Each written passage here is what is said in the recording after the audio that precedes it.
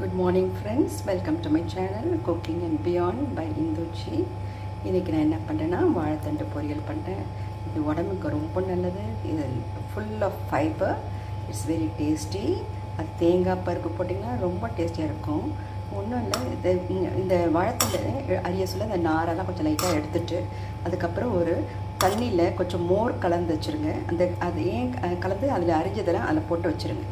ஏன் அப்படி சொல்கிறேன்னா அது கருப்பாகாமல் அந்த ஒரிஜினல் கலர் மெயின்டைன் பண்ணும்.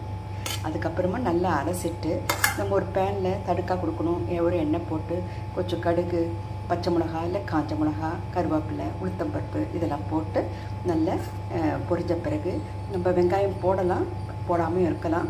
அதுக்கப்புறம் இந்த வாழைத்தண்டை நல்லா அலசி நல்லா புழிஞ்சு அதில் போட்டுடுங்க.